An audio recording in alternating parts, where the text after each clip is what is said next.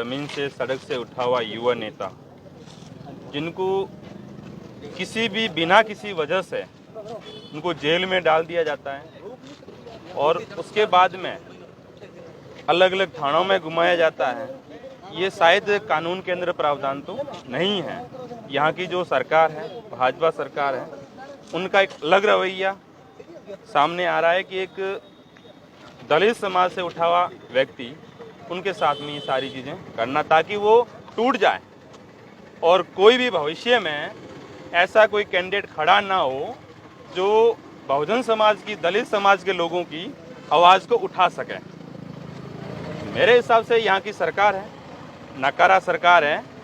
यही सरकार मतलब कि चाह रही है कि ऐसे लोगों को, जो संघर्ष करने वाले लोगों को सड़कों पे नहीं आना चाहिए। हालांकि आज विनोद भाई कांग्रेस के अनुयायी के पदाधिकारी हैं और मैं भीम आर्मी का प्रदेश महासचिव हूँ।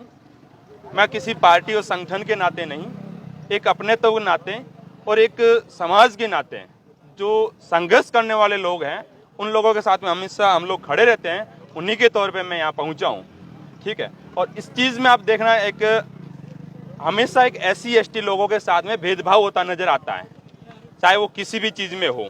बाड़मेर में ऐसी कोई बहुत सारी घटनाएं होती है, उसमें बहुत सारी चीज़ें होती है। आज मुझे एक यहाँ बाड़मेर में बहुत एक दुख घटना दिख रही है कि जब कांग्रेस का एक बड़ा लीडर, प्रदेशाध्यक्ष अनुयायी के, वो जेल में है और कांग्रेस का एक भी कैंडिडेट नहीं बोल रहा है।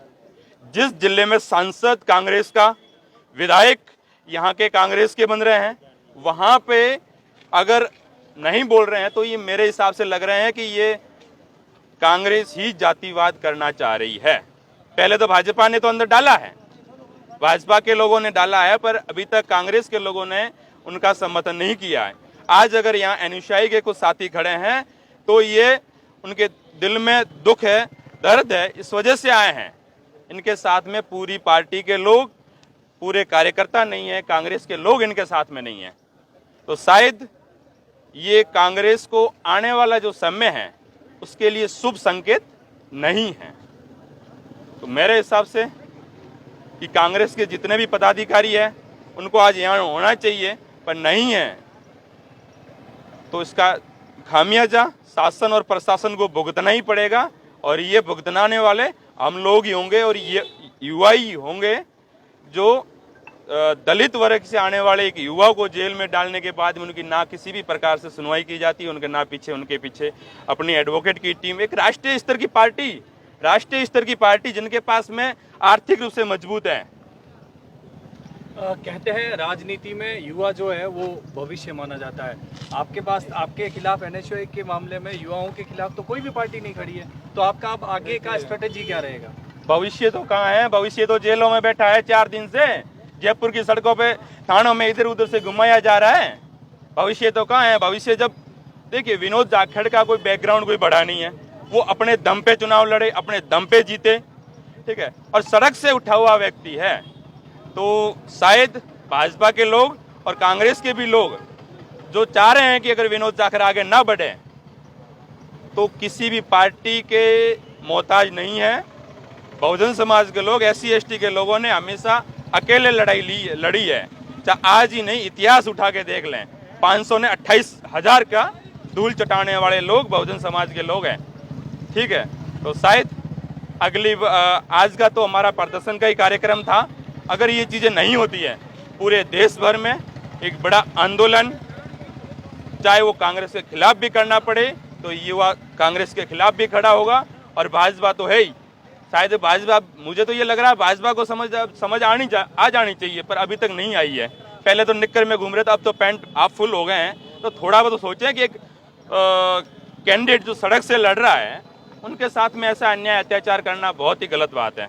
बस इतना ही सही है। मेरा एक निवेदन है कि अगर कांग्रेस, अरे भाजपा सरकार, पर्ची सरकार अगर सब में रहते विनोद भाई को रिहा नहीं करती है, पूरे राजस्थान में ही भीम आर्मी के बैनर तले बहुत ही बड़े आंदोलन किए जाएंगे, जिसकी जिम्मेदारियां शासन और प्रशासन की रहेगी। उनको रिहा कैसे किया जा सकता है जबकि उनके खिलाफ मामला दर्ज हो गया और संगीन धाराओं में मामला दर्ज है? तो फिर ऐसे में पुलिस उनको रिहा कैसे करेगी? मामला दर्ज करना सत्ता के संरक्षण के बिना नहीं है।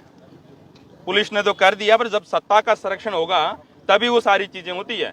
एक ही थाने से अलग अलग थानों में घुमाया जाता है, अलग अलग थानों में अलग अलग उनको जगह से टॉर्चर किया जाता है। ये सत्ता के संरक्षण में ही है। अगर सत्ता के लोग चाहते हैं कि विनोद भाई को रिहा कर दिया जाए और उन्होंने कोई गलती नहीं की है, तो शायद उनके एफआईआर दर्ज नहीं होती। हमारे जिलाध्यक्ष एनयूसीआई के जिलाध्यक्ष है बाड़मेर के भूपेंद्र जी, वो भी वहां मौजूद हैं। अगर किसी व्यक्ति ने, आंदोलनकारी ने प्रशासन की गाड़ी के हाथ लगा दिया तो उनके ऊपर एफआईआर दर्ज होती है, राजकार्य का मुकदमा दर्ज होता है। फिर हमारे जिला अध्यक्ष की गाड़ी पुलिस प्रशासन ने तोड़ी, जो वीडियो में दिख रहा है। फिर प्रशासन के ऊपर मुकदमा तो दर्ज नहीं किया, उन्होंने खुद ने तो मुकदमा दर्ज नहीं किया। क्यों?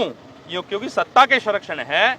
बाड़मेर में ऐसी और घटनाएं हुई थी, उसमें भी मुकदमा दर्ज नहीं होता। रामूराम मेघवाल प्रकरण हुआ था, उसके अंदर प्रशासन ने अपने डिप्टी साहब के ऊपर कार्रवाई नहीं किया मुकदमा।